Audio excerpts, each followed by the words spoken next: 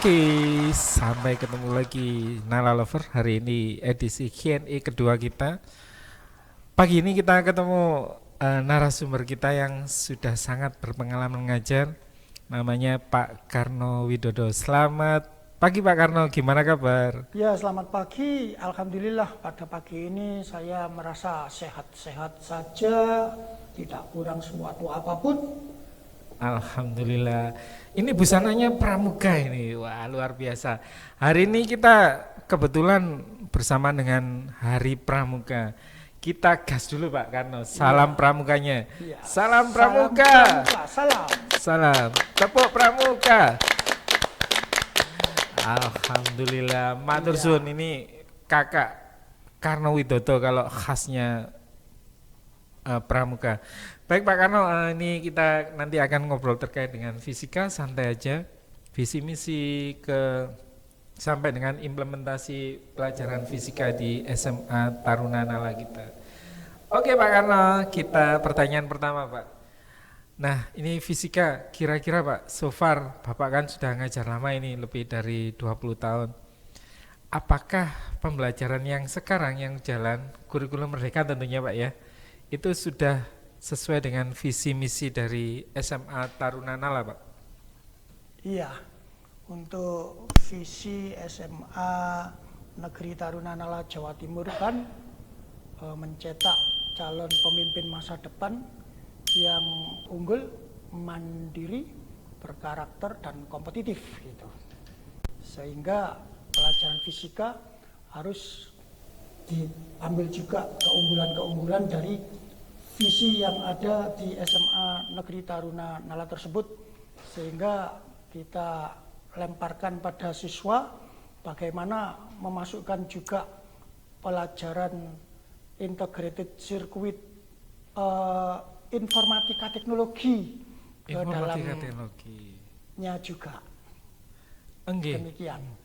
Terutama visi yang mana Pak? Yang paling istilahnya nabrak nemper dengan pembelajaran fisika. Iya. Ke satu, kedua atau ketiga Pak? Yang unggul dan kompetitifnya. Unggul dan Karena kompetitif. kita kan juga sering mengirimkan siswa-siswa untuk berkompetisi di dalam negeri maupun di luar negeri, dan mereka kebanyakan juga mendapat gold medal. Gold medal, tidak hanya nasional, tapi Iya, juga tidak internasional iya, Pak Karno. tapi internasional juga. Betul betul, sip. Kita geser ke yang ini Pak Karno. Tentunya untuk mengimplementasikan pembelajaran fisika yang dapat gold medal tadi, itu teman-teman fisika terutama Pak Karno, metodenya Pak Karno, Iya. itu penerapannya gimana Pak? Metodenya juga selain ceramah diskusi seperti biasanya gitu, kita juga presentasi siswa gitu ya. Siswa mencari sendiri atau searching materi-materi pembelajaran, kemudian diberikan pada teman-temannya melalui penyajian di depan kelas. Sementara itu juga masuk laboratorium untuk eksperimen pada percobaan-percobaan, baik itu kelistrikan, mekanika, fluida maupun termodinamikanya. Oh siap Pak Karno, jadi combine ya Iya, metodenya, baik yang di pengetahuan maupun keterampilan. iya, Jadi anak-anak selain di kelas presentasi, searching, juga anak-anak dibawa ke lab gitu Pak iya, Karno nggih, untuk praktek, untuk iya, membuktikan hal yang baru dari sisi keterampilan. iya, Jadi tidak hanya berucap tapi juga iya, berkenyataan. iya, Makanan Pak Karno. iya, demikian. Baik Pak Karno, wah lumayan nih. Jadi lengkap Pak ya. Jadi Iya, ada pengetahuan juga diasah, iya, keterampilan juga tidak lupa iya, untuk dipupuk. iya, Lanjut Pak Karno. iya, Tadi kesebut eh, teknik informatika yang ada di iya, fisika. Ini iya. bentuknya gimana Pak? Untuk teknik informatika, siswa-siswa searching pada materi yang akan kita bahas itu, kemudian mereka menuliskannya ke Canva, kemudian dari Canva itu mereka bisa mengkonversi ke PDF atau ke PowerPoint presentation untuk dipresentasikan di depan kelas, seperti itu. Baik, jadi peran teknologi informasi ini dalam searching, kemudian dalam presentasi Pak Karno ya. Iya. Kemudian ketika praktek, apakah ada bersentuhan Pak Karno dengan teknologi informasi? Mungkin alatnya digitalize atau bagaimana? Untuk praktek mekanika sementara masih kita ambil manualnya dulu gitu. Kemudian dari manual itu kita bandingkan dengan digitalize yang ada di PET Colorado. Seperti itu Colorado. simulasinya gitu. Siap. Jadi Kemudian combine. kemudian siswa membandingkan bagaimana antara realita kenyataan dengan simulasi itu dan apa kendala-kendala yang ada di realita kalau di simulasinya seperti itu gitu. Wah, luar biasa Pak Karno. Jadi teknologi informasi dimix dengan fisika ini malah menghasilkan siswa yang lebih unggul lagi, cerdas lagi. Siap. Metodenya campur seperti tahu campur tapi enak gitu Pak ya. Manfaatnya jos untuk anak-anak. Baik Pak Karno, kita geser ke pertanyaan sebelumnya, selanjutnya. Pak Karno, pembelajaran tentu berkembang terus, fisika juga ilmunya berkembang terus, penelitian juga tidak pernah berhenti.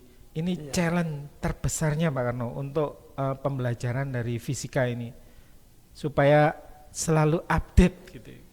Iya, jadi untuk pembelajaran fisika agar selalu update, maka para siswa selain belajar di sekolah, karena belajar di sekolah itu terbatas oleh ruang dan waktu dan mata pelajaran begitu, maka di luar sekolah, baik itu di asrama maupun di jam-jam kosong, mereka saya minta untuk mencari informasi-informasi perkembangan-perkembangan teknologi fisika yang ada di dalam internet gitu.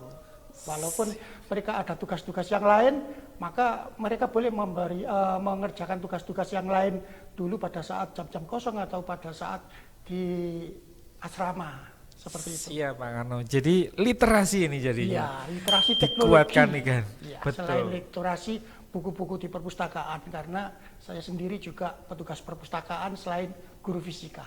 Siap. Wah ini cluenya, kata kuncinya adalah kuatkan literasi sehingga ilmu tetap update termasuk di fisika. Siap Pak Karno. Wah mantap ini.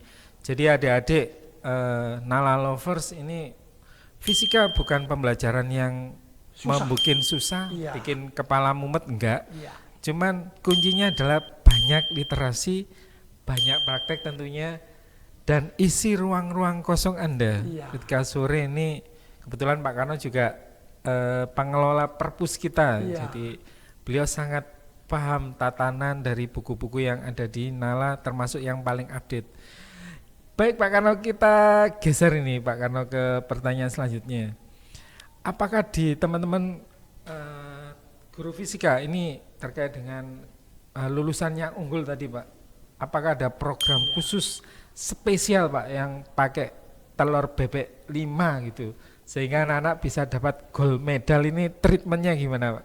Iya, untuk siswa-siswa yang ikut DRM, apa itu DRM ya?